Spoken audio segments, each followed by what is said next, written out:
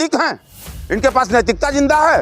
इन बेईमानों के पास, ये पूरी बेईमानों की कंपनी है और ये देश की जनता इसको देख रही है कि किस तरह से दो चोर आपस में दो चोरों का तालमेल कितना बढ़िया चल रहा है कि एक ने एक की चोरी बेईमानी को बचाने के लिए समर्थन दिया, सरकार बनवाया। क्योंकि 10 साल में मोदी जी और अमित शाह जी और भाजपा और आरएसएस कंपनी ने जिस तरीके से इस देश में मोदी जी ने नायडू जी का कर्ज उतारा है, उन्होंने समर्थन देकर इनकी सरकार बनवाया, तो कहीं न कहीं अपने नैतिक कर्तव्य को मोदी जी ने आज उतारा है और ये देश की जनता इसको देख रही है कि किस तरह से दो चोर आपस में दो चोरों का तालमेल कितना बढ़िया चल रहा है कि एक ने एक की चोरी बेईमानी को बचाने के लिए समर्थन दिया, सरकार बनवाया। क्योंकि 10 साल में मोदी जी और अमित शाह जी और भाजपा और आरएसएस कंपनी ने जिस तरीके से इस देश में लूट खसोट किया, चाहे वो कोरोना काल का मामला रहा हो, हजारों करोड़ रुपए इसमें घोंटे उन्होंने।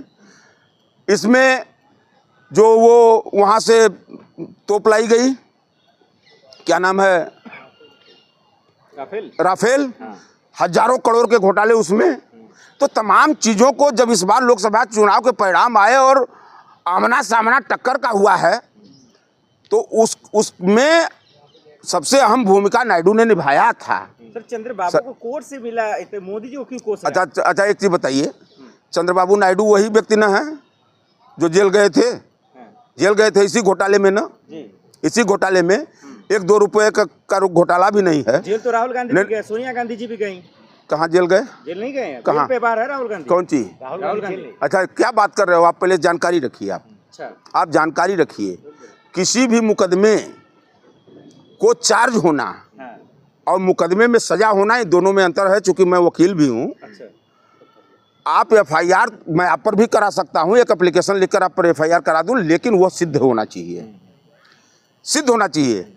इनके वो ये तो जेल भी गए, ये जेल गए और यही मोदी जी ने, यही भाजपा ने तमाम तरह के भ्रष्टाचार को आरोप इनके ऊपर लगाए, बोले।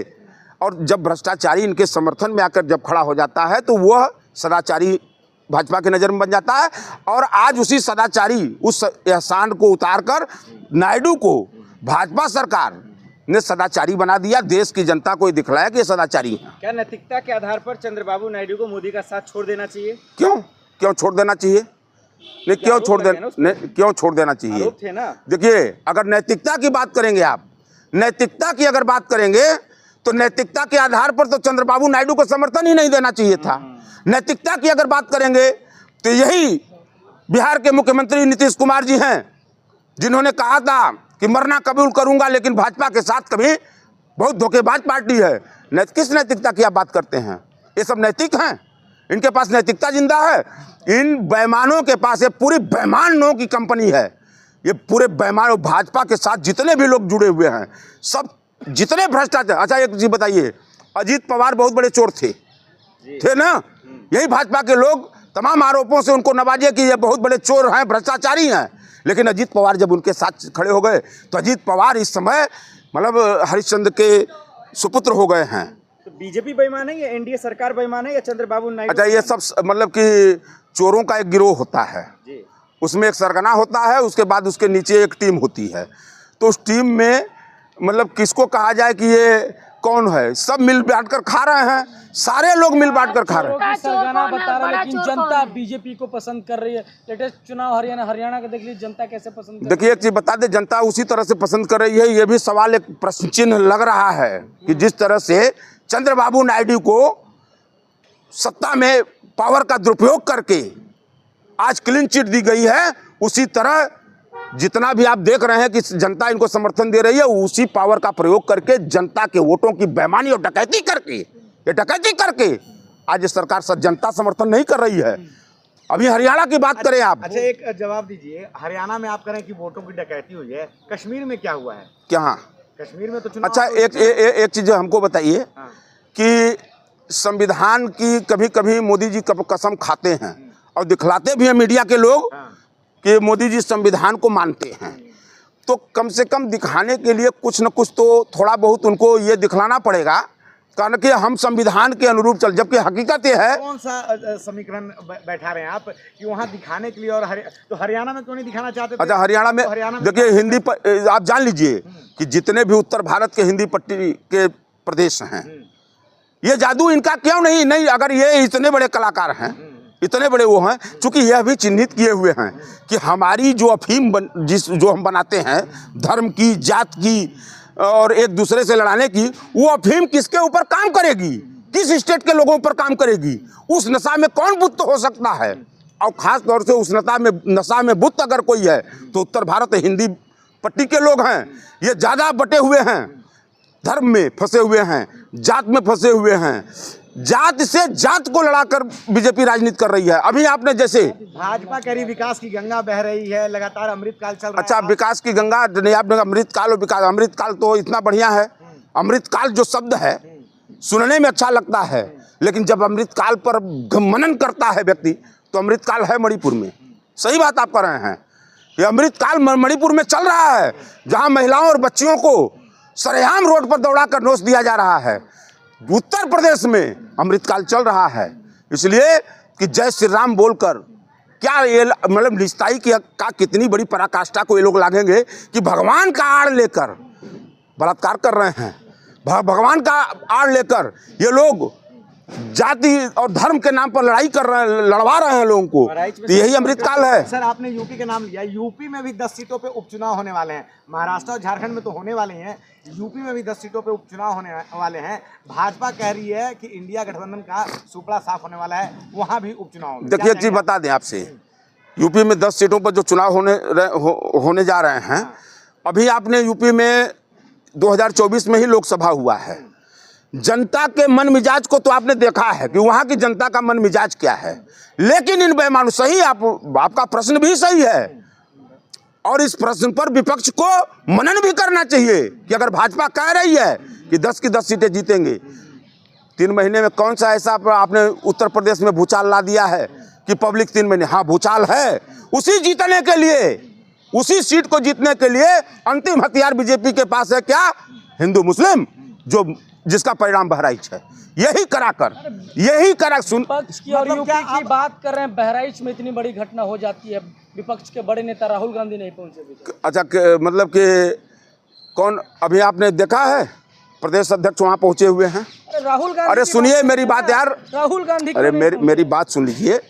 राहुल गांधी की जिम्मेदारी जनता के प्रति जवाबदेही है, चूंकि नेता होने के नाते, लेकिन आज सबसे बड़ी जिम्मेदारी वो किसकी है, जो सरकार में बैठा है 10 वर्ष से। अरे नहीं, एक मिनट, मिश्रा इसलिए नहीं गए क्या? गोपाल खान होते तो पहुंच जाते राहुल गांधी रात में। मतलब ये क्या, मतलब कि बहुत छोटा प्रश्न आपका हो रहा है। गोपाल खान और गोपाल मिश्रा, कांग्रेस कभी इस स्तर की राजनीति नहीं करती जहां हिंदू और मुस्लिम देखकर हम न्याय संगत समाज को एक सूत्र में बांधने की कांग्रेस पार्टी राजनीति करती है। मेरे लिए गोपाल मिश्रा भी उतना ही महत्वपूर्ण है, और मैं संवेदना व्यक्त करता हूं, उस मृतात्मा को शांति ईश्वर दें। लेकिन दुर्भाग्य यह है कि एक नौजवान को उन्मादी बनाकर, इस देश में उन्मादी बनाकर काल के गाल में ये सब आरएसएस और बीजेपी के लोगों ने झोंक दिया। आज वह मर गया, उसका परिवार, वह बाप जो है उसका बिना बेटे का हो गया, उसकी पत्नी विधवा हो गई, उसका परिवार कैसे चलेगा? उन्मादी बनाकर इस देश में उन्माद और भय के भरोसे इस सत्ता को आप चलाओगे। अच्छा, धार्मिक जुलूस जब जा रहा था तो क्या हिंदू अपने देश में धार्मिक जुलूस भी नहीं कर सकता? एकदम कर सकता है, एकदम कर सकता है। मैं आपको से आपके ही प्रश्न से आपका उत्तर भी देना चाहता हूं कि क्या बीजेपी जब सत्ता में नहीं थी उसके पहले यहाँ पर धार्मिक जुलूस नहीं निकलते थे? उसके पहले भी निकलते थे। नवरात्र की पूजाएं होती थी, दशहरा की पूजा, रावण राम की दशहरा की पूजा जो चलती है, मेला जो चलता है, ये कोई आज की प्रक्रिया नहीं है, ये निरंतर चलती आ रही है। उसके पहले तमाम मेला चलते थे। क्या बीजेपी आई है तब से चल रहा है? लेकिन इस तरह का उन्माद, इस तरफ से किसी के घर पे चढ़ जाना, किसी के घर पे दंगा करना, ये कभी आपने सुना था? नहीं सुना। ये बीजेपी जब से आई है, चूंकि इनका अंतिम हथियार जान लीजिए कि बीजेपी के पास मात्र एक विजन है इस देश में सत्ता में कायम आने का। उनके पास विकास का कोई मॉडल नहीं है, कोई मॉडल नहीं है। बीजेपी के पास कोई कार्यक्रम ही नहीं है विकास के लिए। बीजेपी के पास कोई कार्य योजना, चूंकि इनके नेताओं के पास कोई, हाँ इनके पास आरएसएस की जो शाखा नागपुर है उसमें एक कार्य योजना बनती है बस, और वह स्वयंसेवी संघ के लोग जो हैं, जो समलैंगिक संघ है, वो बैठ कर चूंकि खाली हैं उनके एकदम सुनिए वो उस कार्य नागपुर की शाखा में मात्र एक कार्य योजना बनाई जाती है कि कहां पर कैसे जात को जात से और धर्म से धर्म लड़े। से इंसाफ होगा किसमें? बहराइच में जो इनकाउंटर हुआ है वह इनकाउंटर की भी जांच होनी चाहिए कि क्या वो सही लोगों का इनकाउंटर, मतलब जो गोली अभी चली है कि कहीं ऐसा नहीं 2 मुस्लिम लड़कों के ऊपर, अभी जैसा कि जो खबर आई है कि 2 मुस्लिम लोगों के ऊपर गोली पुलिस वालों ने पैर में लगी है। अब उसकी जांच होनी चाहिए निष्पक्ष रूप से। इसको तो कोर्ट को संज्ञान लेना चाहिए कि क्या वही अपराधी हैं। अगर वो अपराधी हैं तब तो ठीक है, और नहीं तो सिर्फ हिंदू मुस्लिम करने के लिए 2 मुसलमानों को पकड़कर अगर गोली मारी गई है तो अपना नाकामी छुपा रहे हैं क्या एनकाउंटर? अच्छा, आज 7-8 बरस से योगी जी करके आ रहे हैं। नहीं, 7-8 बरस से जितने भी कांड हुए, नाकामी नहीं अगर छुपानी होती, चाहे मैं एक तरफ से बता दूं, हाथरस का कांड हुआ, चलिए आपने कह दिया कि वो हिंदू मुस्लिम। मैं 10 उदाहरण ऐसे दूंगा। बनारस भाजपा के इस समय जो प्रधानमंत्री हैं वो बनारस के सांसद भी हैं। बीएचयू जैसी बगिया में, जहाँ शिक्षा की सबसे बड़ी बगिया कही जाती है बनारस हिंदू विश्वविद्यालय, उस बालिका के साथ जो रेप किया वो कौन था? बालिका भी हिंदू थी। अरे इतने निर्लज्ज हैं कि अब तो ये सब बलात्कार को भी राष्ट्रभक्ति से जोड़ते हैं। क्योंकि हिंदू अगर बलात्कार करे, हिंदू अपराध करे, ये मतलब समाज को कहाँ ले जाना चाहती है बीजेपी कि, तो वो कहते हैं। अभी एक छोटा सा एग्जाम्पल देखिए कि एक अपराधी जो इतना बड़ा अपराधी है इस देश में इस समय, नाम उसकी चर्चा में है, कौन? लॉरेंस बिश्नोई के समर्थन में आप ट्वीट उठाकर देखिए, आप फेसबुक पर देखिए कि कितने भाजपा के लोग उसके समर्थन में, मतलब कहां देश पहुंच गया। समर्थन में अगर खड़ा होना है तो किसी वैज्ञानिक के समर्थन में खड़ा होइए, लेकिन आज एक अपराधी जो जेल में दुर्दांत अपराधी बंद है उसके समर्थन में भाजपा के लोग खड़े हैं और उस पर लोग समर्थन कर रहे हैं। ये बड़ा दुर्भाग्यपूर्ण है। चाहे वो हिंदू हो, मुस्लिम हो, अपराधी है तो अपराध की श्रेणी में उसको रखकर उसको सजा मिलनी चाहिए। न अच्छा, जेल के अंदर से वह व्यक्ति इतने बड़े बड़े बयान दे रहा है और सरकार आंख पर पट्टी बांधी हुई है। क्या दुर्भाग्य! इस देश को आप कहां पहुंचा रहे हो? कहां ये देश को पहुंचा रहे हो? ये बहुत बड़ा दुर्भाग्य है। और मोदी जी या भाजपा के पास हिंदू मुस्लिम के सिवा कोई विजन नहीं है। इस देश को कोई कार्य योजना नहीं दे सकते।